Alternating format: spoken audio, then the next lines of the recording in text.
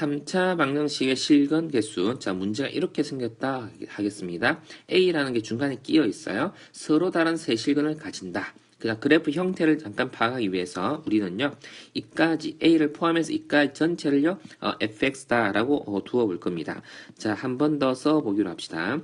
3의 x 제곱에 마이너스 9x 플러스 a가 되어졌고, 자, 그것을 미분해서 정리해줘 주면 제곱에다가 6x 마이너스 9까지 적었는데요.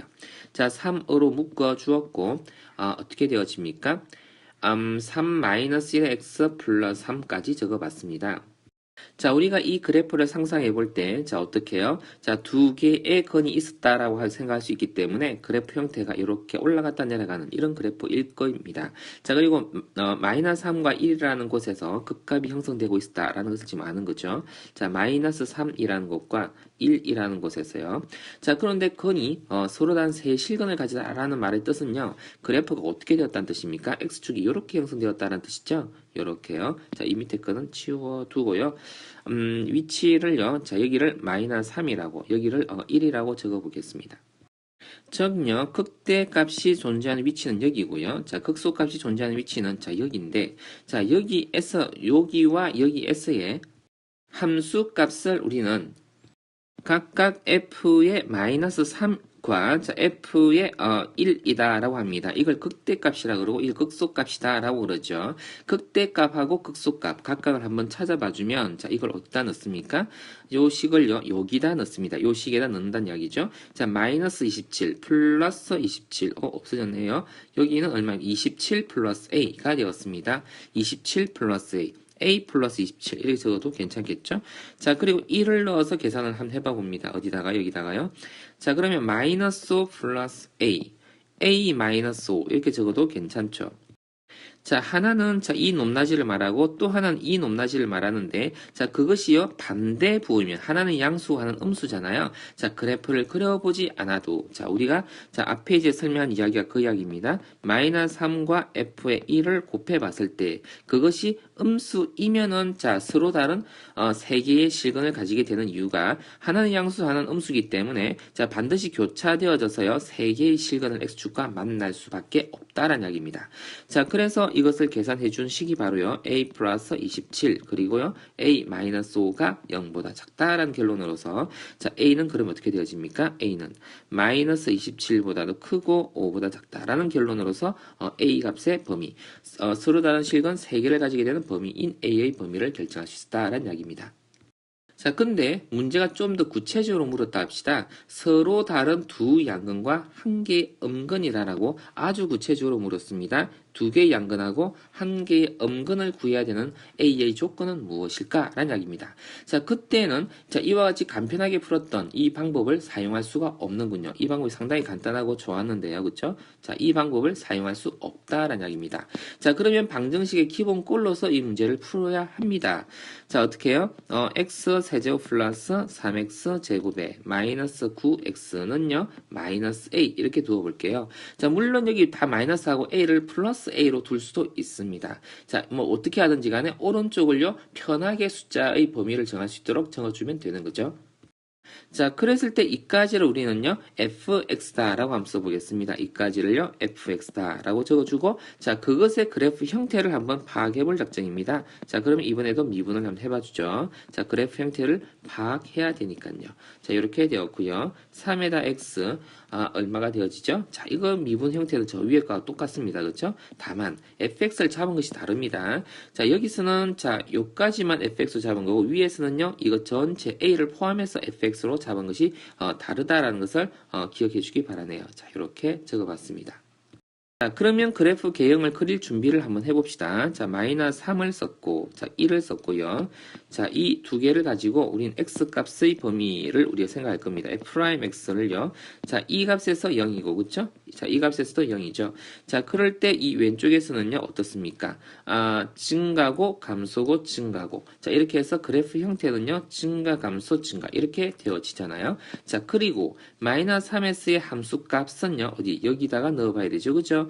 자, 여기다 넣어보니까 마이너스 17 플러스 27 플러스 27이 되어집니다. 결과적으로요. 여기가 27이라고 적어주면 좋겠고, 자, 1이라는 숫자를 또 여기다 넣어볼게요. 그쵸? 자, 그렇게 되면, 마이너스 5가 여기 적혀집니다. 마이너스 5를 적었습니다. 자, 이것은 f의 값이죠. fx의 값이요. 자, 이렇게 적혀지고, 우리는 자, 표 평면상에다가 그래프를 한번 그려볼 참입니다. 자, 그래서 어떻게 그려주면 좋죠? 자, 이렇게 y축을 그려봤습니다. 자, 그리고 마이너스 3를 자, 표현 어떻게 해주죠? 그림 그리기가 조금 어렵네요. 자, 여기를 마이너스 3이라고 두어볼게요. 자, 여기를 1이라고 두어볼게요. 27이면 무려 이거 엄청나게 큰 숫자군요. 자, 매우 높게 잡는다 하더라도요. 자, 그러면 여기를 잡았다라고 하고 극대값을요. 극소를 한 이 정도 잡았다고 그럴까요? 자, 한 이 정도 잡아봤습니다. 자, 그러면 자, 그래프가 이게 극대값이 되어야 하고, 자, 원점도 지나야 합니다. 그쵸? 자, 0,0을 지나야 하지요. 자, 이 점을 또 극소값으로 가져야 되는데, 그래프 그리기 어려워서 미리 한번 그려볼게요. 이렇게, 자, 그려봤습니다. 자, 극대가 되고요. 극소가 된다라고 했었죠. 자, 이 높낮이가, 자, 그러면 27이 되어지겠죠. 자, 여기가 27 적어보겠습니다. 자, 그리고, 요 밑으로 내려왔을 때 극소값의 위치가 그러면요, 마이너스 5가 되어지겠죠. 자, 그림을 좀 더 다듬어 보겠습니다. 자, 여기 근의 위치가 있고, 근의 위치는 이게 좀 부족하잖아요. 그래서 이쪽으로, 자, 좀 더 연장을 해 봤고요. 자, 오른쪽으로 이동시켜 보겠습니다.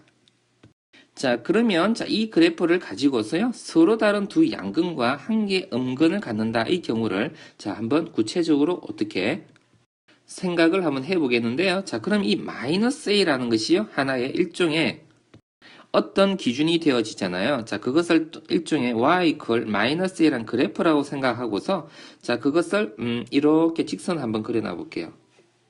자, 그리고 그 직선의 위치라고 생각하고 이렇게 두어 보겠습니다. 자, 그 직선의 위치가 이렇게 되어지면요. 한 점에서 만나는 겁니다. 자, 이렇게 되어지면 두 점에서 만나는 거고, 이러면 세 점에서. 자, 이렇게 해도 세 점에서 만나는 거죠. 자, 그런데 문제에서 두 개의 양근과 한 개의 음근이라 그랬거든요. 자, 지금 그려진 것이, 요 위치가, 요 x 좌표가요, 음수예요.